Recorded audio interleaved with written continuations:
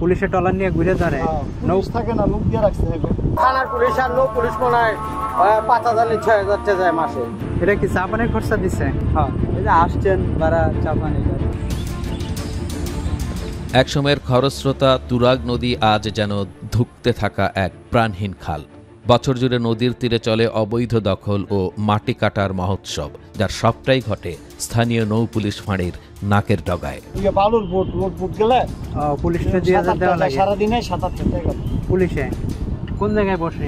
বসে না, টলার ঘুরে ঘুরে ধরে। পুলিশে টলার নিয়ে ঘুরে ধরে নৌ থাকে না, লোক দিয়ে রাখছে থানার পুলিশ আর নৌ পুলিশ মনে হয় ৫,০০০ ৬,০০০ টাকা যায় মাসে। হ্যাঁ, প্রতি গদির থেকে যায়।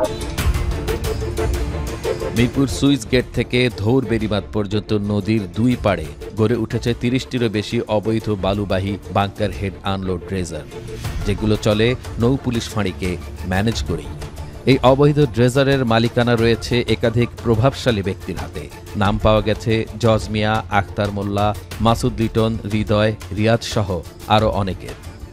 প্রতিটি ড্রেজার থেকে মাসে গড়ে ৫,০০০ টাকা করে প্রায় ১.৫ লাখ টাকা যায় নৌ পুলিশ ফাঁড়িতে। এই মাটি কি বিক্রি করে নাকি ওনারা? হ্যাঁ, কই বেচে? ভাড়া দিয়ে যায়। ইটভাটায়? কতদিন ধরে কাটে? ৬ মাস হয়ে আসছে। ৬ মাস ধরে কাটতেছে না? কি পুলিশটা টাকা দেওয়া লাগে নাকি মাটি কাটলে? হ্যাঁ, পুলিশটা টাকা দিতে হয়? টাকা দিতে হয়। এছাড়া মিরপুরের সাবেক সংসদ সদস্য ইলিয়াস উদ্দিন মোল্লার ভাতিজা রায়হান ও স্থানীয় প্রভাবশালীদের নেতৃত্বে চলছে নদীর পার কাটা। হুমকির মুখে পড়েছে বিআইডব্লিউটি এর পার ও সীমান্ত পিলার। সেখান থেকেও দৈনিক টাকা যায় নৌ পুলিশের পকেটে। কালকে রাতেই কাটছে, তবে টাইম বেশি হলে বলতে পারবো না। হ্যাঁ, সারা রাত কাটছে। নদীর বর্জ্য অপসারণের নামে পার কেটে মাটি বিক্রির বিষয়টি জানতে চাইলে ঠিকাদার প্রতিষ্ঠানগুলো জানান বিআইডব্লিউটির অনুমোদন নিয়েই মাটি কাটছেন তারা। মাটি কাটার অনুমোদন আপনাদের না বজ্র অপসারণ কোনটা? আমাদের বর্জ্য মাটি কাটা দুইটাই হয়েছে। তবে ঘটনাস্থলে গেলে অর্থের বিনিময়ে সাংবাদিকদের ম্যানেজ করার চেষ্টাও করা হয়। আমি কল দিছিল আরেকজন। কারে কল দিচ্ছেন? আমি কল দিছিলাম আমার যে ভাই আমার যে নামছে সে। ওই বাইরে একটা ফোন দেন, আমি 1 মিনিট কথা বলি ওনার সাথে। আচ্ছা, আপনি ওই জায়গায় যা কল দিয়ে কথা বলেন, যে নাম্বার। সেটা আমি বলবো না। মারুফ এই পাশে আছে না? হ্যাঁ, আছে মনে হয়। আপনি ওনাকে একটা কল দেন, আমি একটু কথা বলি। এটা কি চা পানির খরচা দিচ্ছে? হ্যাঁ, এই যে আসছেন তারা চা পানি। সাংবাদিকদের চা পানির খরচ। তবে এ সকল টাকা লেনদেনের অভিযোগ অস্বীকার করেন আশুলিয়া নৌ পুলিশ ফাঁড়ির ইনচার্জ আন্নুর জায়েদ। মাটি কাটার বিষয়ে তিনি বলেন, নিয়মের বাইরে কিছু করলে নেওয়া হবে ব্যবস্থা।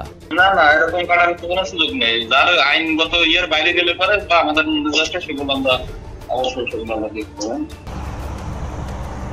ঢাকা নৌ কর্তৃপক্ষের প্রকৌশলী আবু জাফর মোহাম্মদ শাহনেওয়াজ কবির জানান, নিয়ম বহির্ভূতভাবে মাটি কাটার কোনো সুযোগ নেই, প্রয়োজনে নেওয়া হবে ব্যবস্থা। এখানে দেখা যাচ্ছে যে অনেক সময় বন্দর বিভাগ থেকে কাটানো হয়, অনেক সময় লোক কেটে আমাদের নাম বিক্রি নিয়ে যায়। তো সেইগুলোর সাথে তারা আমরা না, সেটা আমরা বলতেও পারবো না। তো আমরা জানলে আমরা ব্যবস্থা নেই। যেমন আমি জানলে আমি বন্দর বিভাগকে জানাই।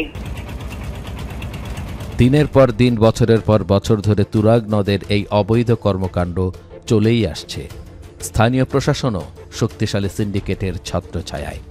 সচেতন মহলের দাবি, এ সকল অবৈধ কার্যক্রম না থামলে তুরাগ নদীর শেষ অস্তিত্বটুকু বিলীন হয়ে যাবে খুব দ্রুত।